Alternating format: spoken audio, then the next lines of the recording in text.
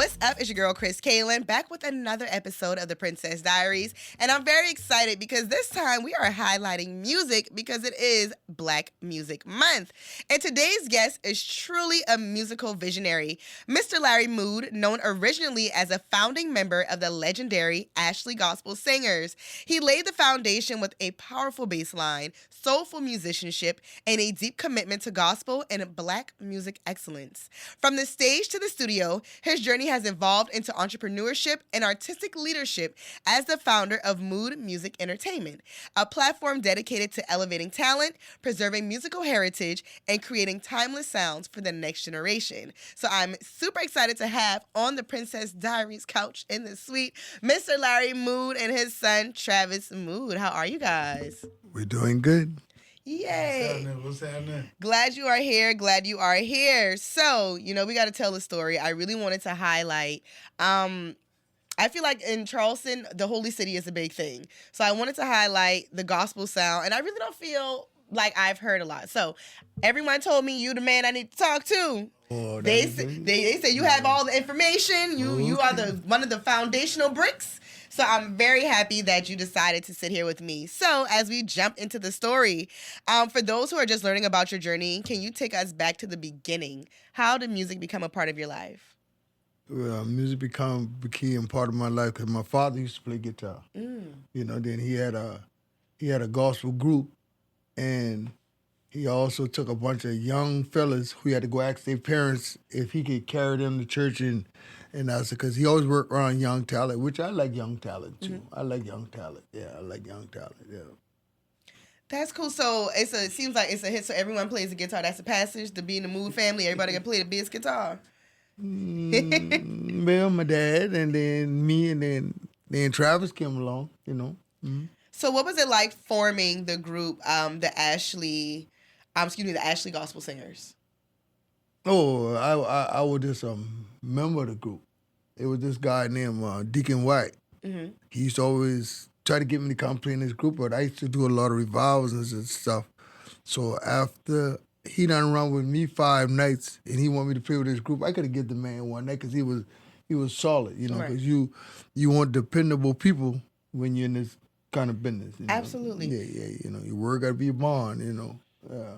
That's real. And you started at a young age playing, right? I started when I was about 20. I wanted to start younger, but I didn't because of young coming up. That wasn't it. But it took me to lose my best girl and then to pick that guitar up. I had to put love into something else, and that's what I did. Ooh, I like the sound of that. So, what made you lean into gospel, or instead of going like secular and R&B? Well, when my daddy, that's all you had been gospel music, because by him being in the group, every Sunday you had to go to church. You had to go to program somewhere, and that's how I grew up, with that, So did y'all travel, or you just... We just did local stuff, here, there, within the low country, and stuff like that, So as an original member of the Ashley Gospel Singers, what is your most memorable moment from that era? Or if you got a couple, give me a couple. Well, Ashley Gospel Singers, they were good, because we got to the point where there was young talent coming up. Mm-hmm.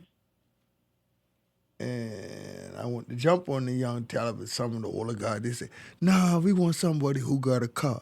No, that's not what I wanted. I want that young talent, and they were young, and they were dedicated. Because matter of fact, one of the guys who, the lead singer, Carlos, he was a little young fella.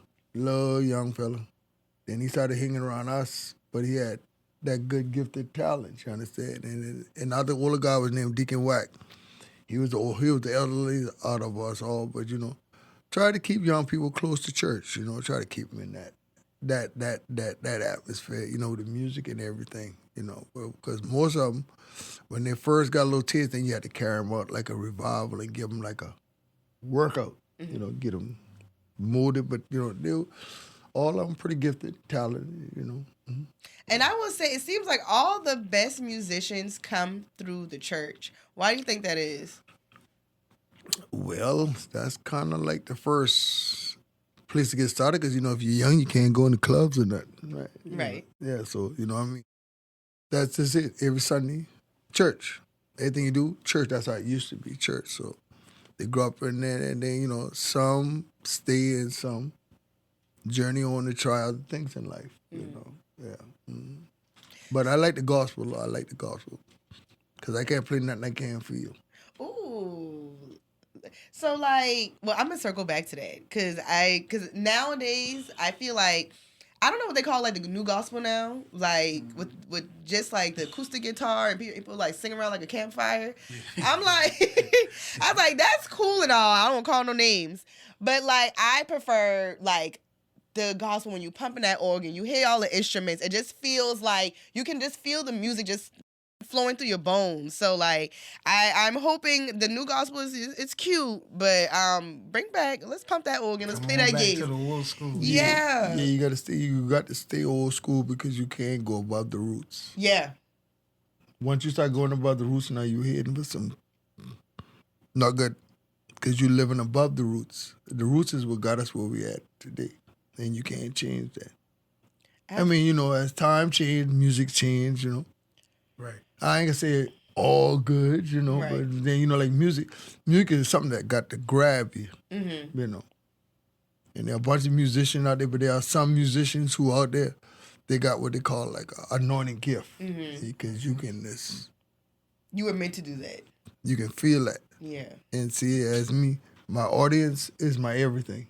Because I view my audience. I can tell when something ain't right. If you see him doing one of these little numbers here, that means your music's too loud. Right. And loud music is not good. Right. That's not good. You can't enjoy music if it's too loud. And that's the thing, over the time, these are things that you just learn from just being there and just being in the atmosphere, different cues like that. So, Charleston has been considered a hot spot for gospel music forever. Forever. And it has a lot of rich musical tradition. So, in your opinion, what makes Charleston gospel sound what makes it sound so special and so influential? Charleston music. Charleston is kind of since COVID hit, Charleston went kind of dead. Yeah. Because they used to have programs around, but right now it's a gospel kind of dead right now. Everybody else branching into other areas. Because you take places like Hemingway and Crossy, they steady into whatever they doing. But, Charleston, a lot of people done died, but Charleston is saying Charleston no more. Yeah. Because they don't do programs, and stuff like that. And then, if anything, you got to support one another. Mm-hmm. Yeah. Anything, got to be support. And back in the day, my grandma, she was huge as a huge usher. So it seemed like every weekend she was going to a revival. Yeah. And it seemed like it was a revival every weekend. Mm-hmm. So I will say, and I feel like COVID and a lot of things going virtual, I feel like that had a lot to do with it. But I will say, I know over, I think it was Easter, they had a gospel show or something like that with John P. Key at, yeah. So it seemed like it's coming back slowly. Slowly but surely. But I definitely will say the impact is not what it used to be. No. But I hope it comes back. 'Cause I honestly, 'cause even what you're saying, bringing in the youth, I feel like that's a trickle effect from that to the youth and them not having anything to do or anywhere to put their attention. So I do feel like that definitely has a trickle effect, which leads to my next question. So what do you believe is missing in today's music industry as far as the gospel realm is concerned? What's missing? Yes. The dedication and the love for it. Because, now we're doing things which look good, but it's not biting. Right. If you know what I mean by biting, you got some of the prettiest singers, prettiest musics, but if it don't go no higher than that ceiling, it ain't grabbing you. Right. Yeah. That go back to your campfire. Right. You know what I'm saying? What campfire? Mm-hmm. That acoustic guitar. It's pretty, but it don't touch nobody. No, you just sitting there, and it's just oh. I call it depressing gospel. I ain't gonna the white people call some music, but It's kind of That too. it's kind of like on the, I would say, the soft side. Yeah. With the acoustic guitar. Now, you got violinists out there, because Trav had one guy playing with him. He played the violin. And, Right. oh, man, was that. The way he put that in, what were we doing? amazing. Yeah. Yeah, real nice. Everything just kind of fits right together, So with Mood Music Entertainment, because I know y'all perform and y'all play different places. So what do you feel like the Mood Music Entertainment is helping restore or create? Mood's music is kind of like Travis's mood music, but you got to still stick with your foundation. Mm-hmm. And he kind of, I've been with him long enough to know his style. Right. You understand? I understand his style, but then, that's just it. Everybody got their own style. That is like me being a musician. Because this fella play like this. Now, I can go there and try to just work myself and kill myself trying to get that done. But that's his stuff. Right. You understand? So I got to play what I feel.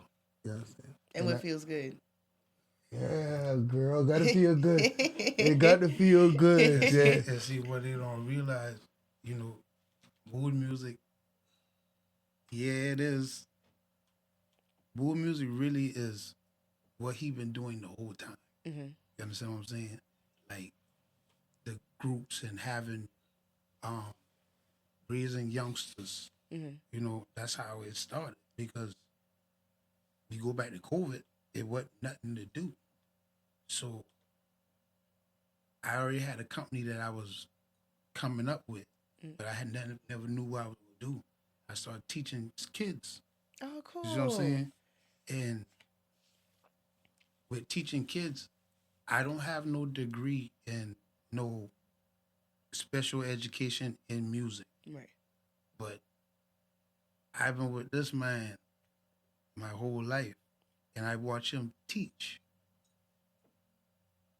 Not just me, it's a lot of other musicians, you see what I'm saying, before me, who he taught.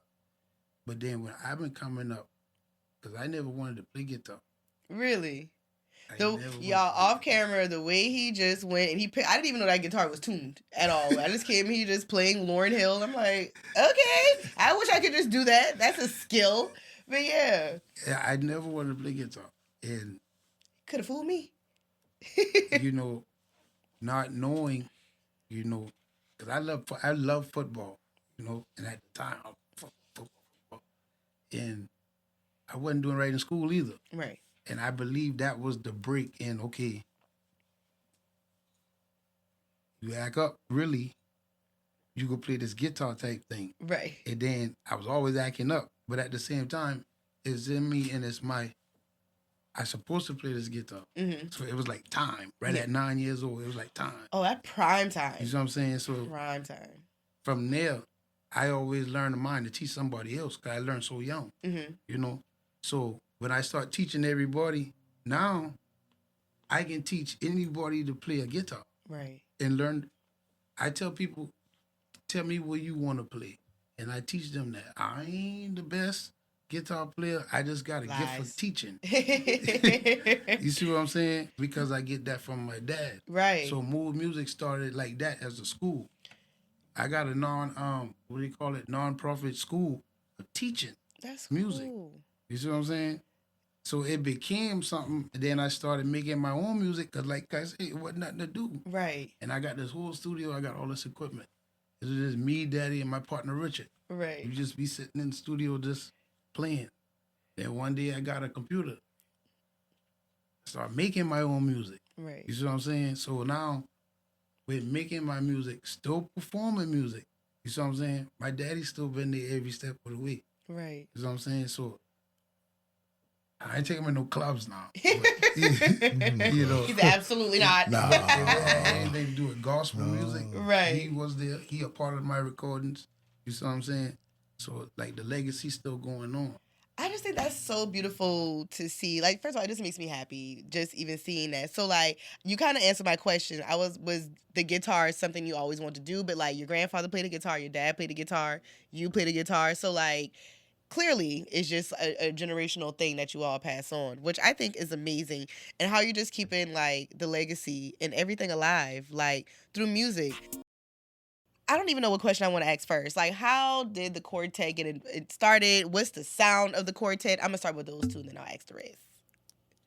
Because I feel like, because I had someone on here, Nephew Jones, he was on, and he started off as a quartet boy. Mm-hmm. And, you know, he does Southern Soul now, but he was like, you know, that was the Charleston sound. Like, people hear Charleston, and they immediately think quartet. Mm-hmm. You mean like Southern Soul? Oh, well, he's singing Southern Soul now, but he started as a quartet. He started singing quartet before he sang. Yeah, Southern Soul still close to quartet. It's the Still, same thing. it's the same. It's still churchy. Yeah. Okay, well, so someone who may not be familiar, can you break down the similarity?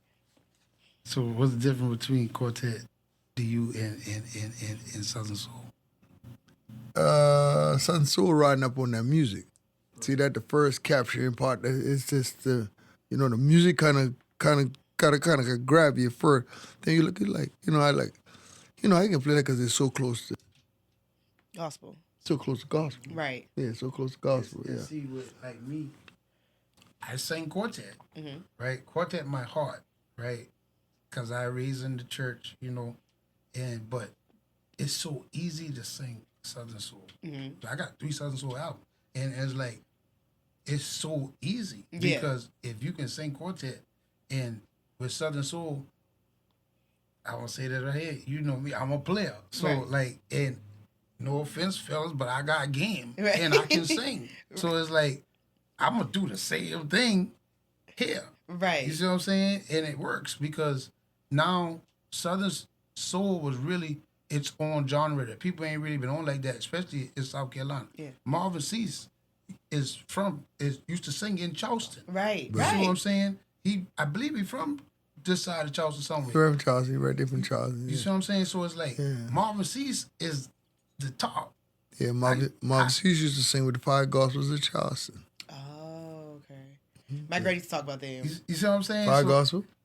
That and then the blind boys. My granny, she was 82 when she passed away. So like when I tell you she was the Miss Usher, so like we would talk about all these things. But yeah. And then crazy you say Usher because one thing in my heart, I love an Usher anniversary. You get all these ladies and people in that white and they march around singing in the church. As a musician, I'm talking about just outright playing. Like Right. that. Man, I used to love that because I came up on that. Right. I love an Usher. A lot of my gospel songs are influenced off of stuff I heard at the Usher anniversary. Right. Because my granny was Usher. So like for someone who's not familiar, what is a quartet? How do you even set up a quartet? A good quartet, a group or a song? A group. And then give me a group, then give me a song. Okay, so if you go set you up a good quartet group, right? It ain't hard, but it ain't easy. You understand what I'm saying? Because now you got 2 ways you can do this, and I'm just gonna be blunt.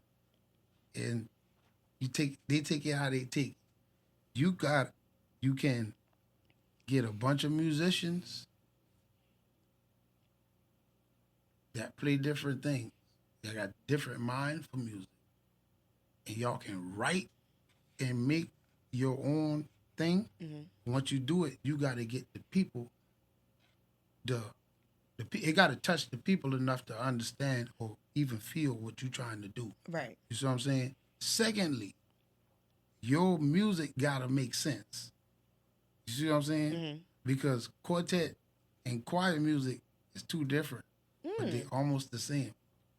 What's the difference between quartet and choir music? Because choir music, you can take the same song and put a big choir behind it, and it'll sound like a choir song. Mm-hmm.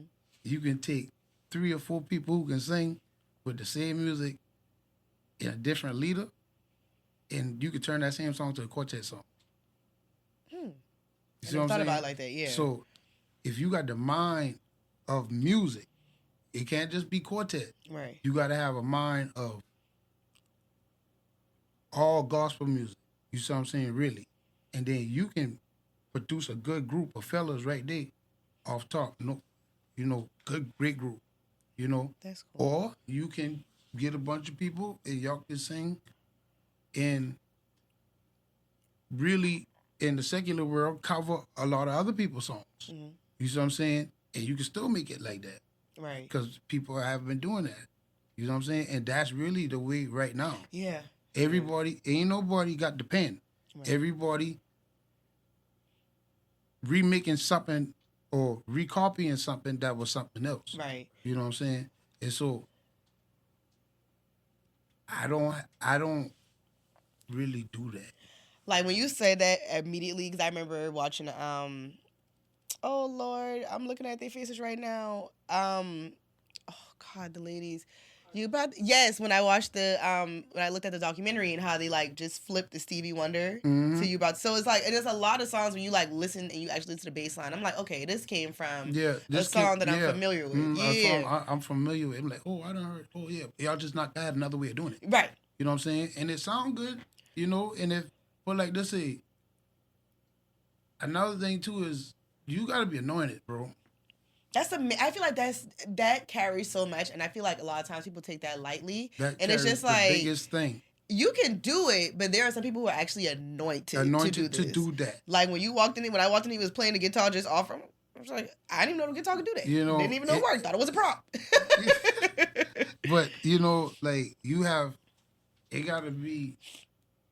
carry that oil, what they used to say. Yeah. Know? For you can't just be out here doing, cause that would make quartet and that would make gospel music look bad. Right. 'Cause my mama really don't like quartet music. Really? She kind of hate it, but at the same time, my mama listened to quartet music. Right. Because it's what you singing. If it makes sense. Right. And if you singing it and it makes sense, you know, then the anointing gonna fall on it, you know, and it's gonna do what it's supposed to do. Now Southern Soul, you get drunk, and I start singing to your woman, it gonna make her feel some type of way too.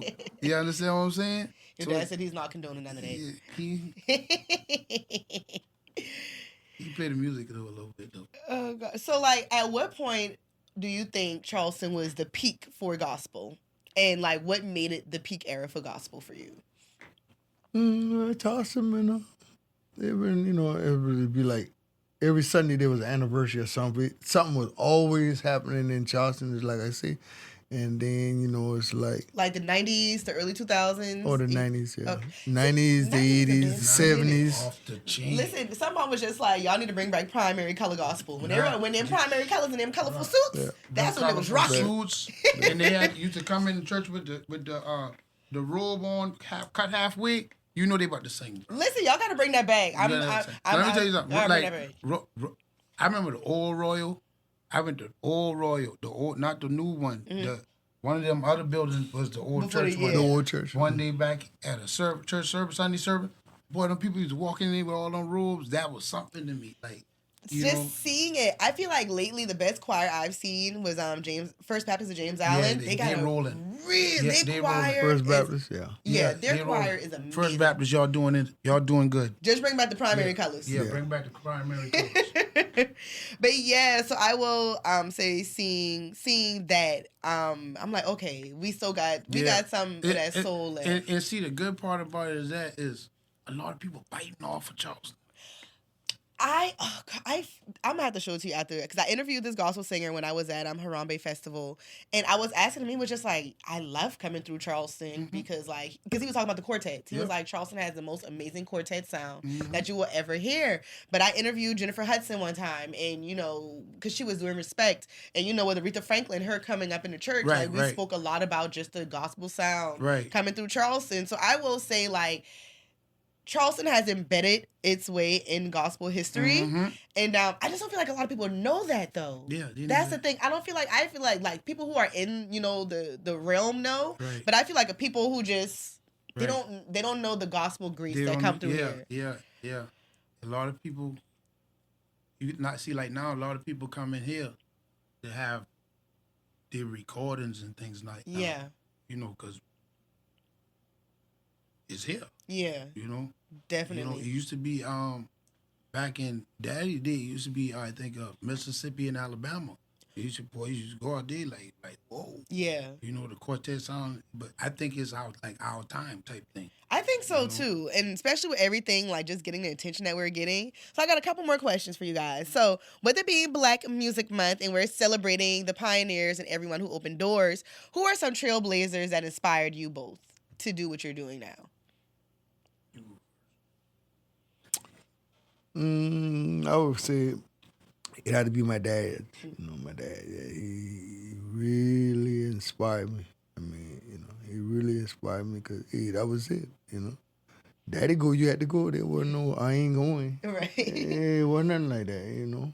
But then, I began to go, and then I really found the love for it because I really love it. Yeah.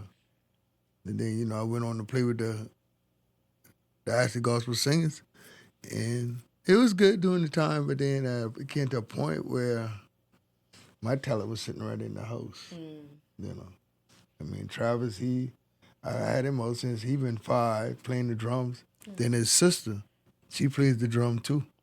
She was like about 5. She was 6. She was 6, and you were just playing the bass when you been 8, right? Yeah, I've been 8. Yeah. So y'all got the Jacksons over there. Yeah, it was like that, but I was Joe. yeah, I've been Joe. Yeah, why you get right behind tail? Yeah, but then it's like focus. Right. Sometimes it's hard when they're young to try to hold that attention span. So that's what my music teacher did with me. He did a drumstick, and if you get out of line, right. Discipline in the music school. Yeah. And that's the thing. I feel like now with the newer generation, like discipline is just kind of like it's not there. No. Like I remember coming up dancing, like it's discipline. Like regardless of what you do, there's discipline behind everything. Yeah. But now when it's just kind of like, oh well, I'm not gonna do this, and you don't want to be great. Like I just feel like discipline is alongside with greatness. Yeah, and just with that, right? With the other half of your question. Yes. So I'm glad you left off on discipline because my biggest influence was my granddad, which was his daddy. And then it was him because, like I said, I never wanted to play no guitar. You know what I'm saying? So I learned to play bass guitar. And by about 12, 14, like, I could play it for real.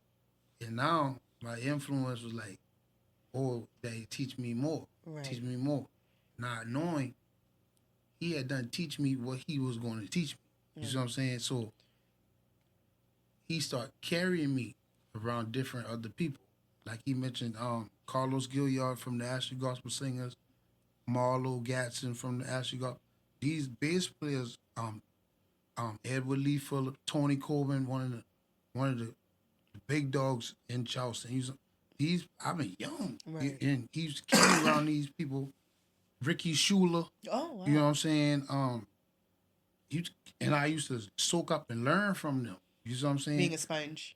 But I was so young. Right. So by the time I went to high school, it was either I was going to play football or either I was going to play guitar. Right. And I struggled with that all the way till I graduated. You know what I'm saying? Right. And I've been a lot of places playing bass guitar. Wow. You see what I'm saying? And then she stole my influence, right? Because I lay brick now, right? My daddy a brick mason. Oh, cool. So you daddy's son. Yeah. Yeah. So it's like now I'm looking up to him in a different thing. Right. But it came a point where we had to split. You see what I'm saying? And I went one way, and him and my sister went another way. Because they're the original. We the original mood music. Me, him, and my sister. Right. And then, like I said, I just took that and made a company out of it. So, like, I could live my life doing this, but it don't make that much of money. But you can extend the legacy, though. Yeah, you know what I'm saying? And so, after the brick thing, I went through life, I went through the streets, and I really went through the streets. And now, I ain't listening. Right. You see what I'm saying? I'm about 19, 20, 21 type thing. Now, I'm in and out of jail, kind of like for real. But I got a lot of drug charges now. you know, and I ain't ashamed to say that I'd embarrass my boy. Right. You know what I mean? Because it's like He ain't reached to do that. yeah, and this my pride and joy. You my Right. only like, you know what I'm saying? So it's like, dang, it hit me. Like You been acting like your daddy sang. no, and then now I done switch instruments. So me and him I play lead guitar now. So it's like now I'm looking at. I always looked up to my daddy the next step. You see what I'm saying? And he will always be my like inspiration for gospel and quartet music. I love that. That's such a beautiful relationship. I'm circling back to that. All right, so gospel music has always carried messages of hope, faith, and resilience. So how do you think gospel music continues to influence Black culture today?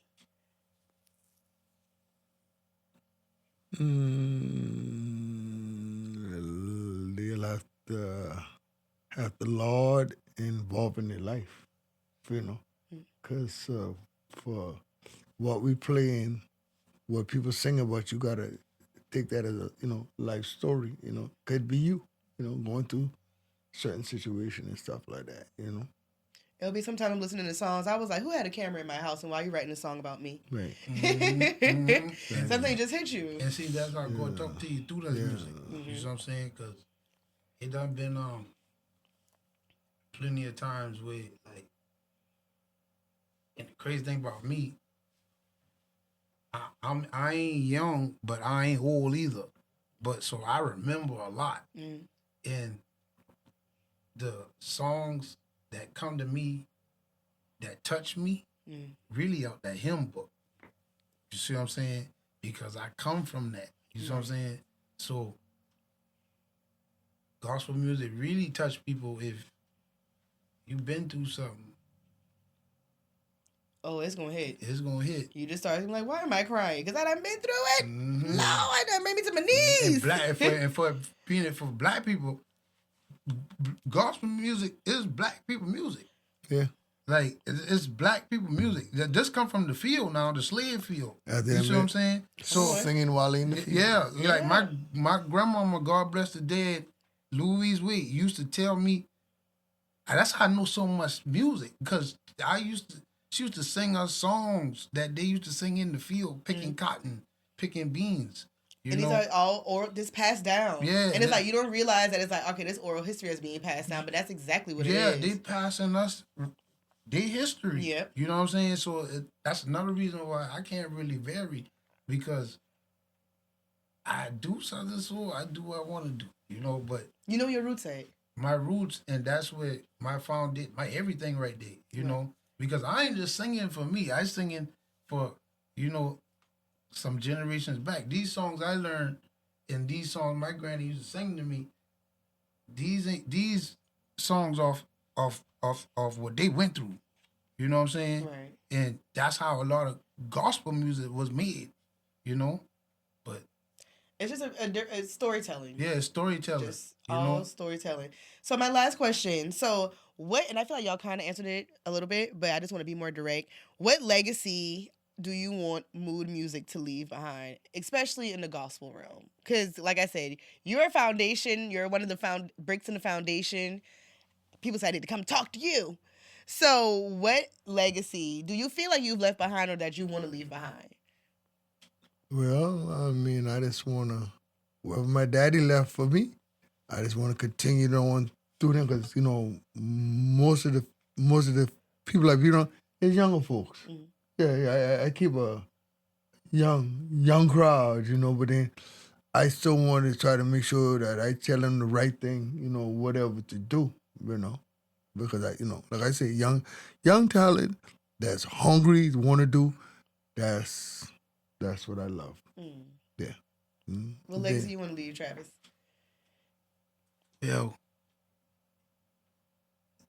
the legacy, I kind of already like cement the legacy, but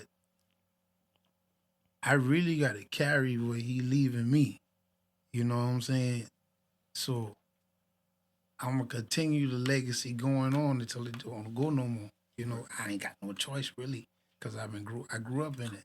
I don't know if you ever seen The Godfather. You're the second person that told me I need to watch. I need to watch it, clearly. Yeah, watch The Godfather. So you got to start from the first one, though. And, okay. it got to a point where Michael, he didn't want to take over, and he didn't want to be in it, period. You know what I'm saying? And it got to the point where him and Michael had to sit down and have that conversation. You see what I'm saying? And that time gonna come, I got to carry what my daddy left. Right. You see what I'm saying? And I kind of doing it, I already did it, doing it, you know, because I still teach the younger generation, you know, and I got a younger generation, so I gotta leave where I leave, you know what I'm saying? But at the same time, they gonna know Mr. Mood, who Mr. Mood was, you know what I'm saying? And that's musically, you know, we gonna carry what we call the G code. Yeah. You know what I'm saying? We gonna keep the code. Now they say you gotta keep it P. That's a new term. So you gotta keep it. You know what I'm saying? And then, you know, my boys might be in position and they might not. But even if they don't, I already done spread this thing around so bad to where when the next generation teach the next generation, you just teaching them the same thing he taught me. Right. You see what I'm saying? Just passing it down. So we just gonna keep passing it down legacy wise, but I'm gonna leave a lot of gospel music where I go. I know that, you know. I'm gonna do that. No, that's dope. Like, I really appreciate y'all just taking the time to come and sit. And like I said, I just want to tell the story of Charleston through music, because I feel like now we're getting like a highlight, but I feel like a lot of people don't know like the history that we already have, especially in certain genres, especially gospel. And when I, you know, made the post and everyone was just like, you got to interview him. So I did what I said I was going to do, guys. I did the interview. More to come. But yeah, no, I really appreciate you guys for just taking the time to sit with me. I just learned so much and I get a lot of knowledge. And I feel like this is the best way for me just to learn about certain things that I don't know. So like, how can they get in contact with Mood Music Entertainment? Hit us up on Mood Music ENT on Facebook. And listen, I don't do social media, but I think it's the same thing on Instagram. Other than that, ask around. You can get in touch with me.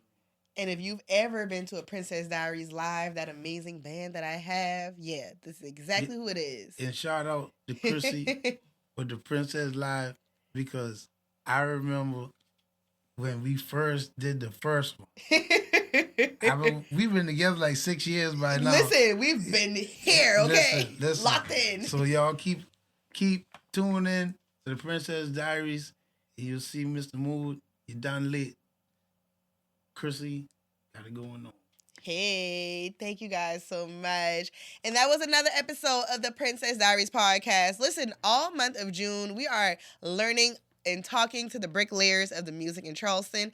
And I'm excited for you to stick around. So make sure you are subscribed to Princess Diaries on everywhere that you listen to podcasts. And we on Patreon now, too. And make sure you're connected with me, Kris Kaylin, on Instagram, Facebook, the Kris Kaylin on TikTok, and all that good stuff. And we'll see you on the next episode. And if you enjoyed this episode, make sure you leave us 5 stars in the comments.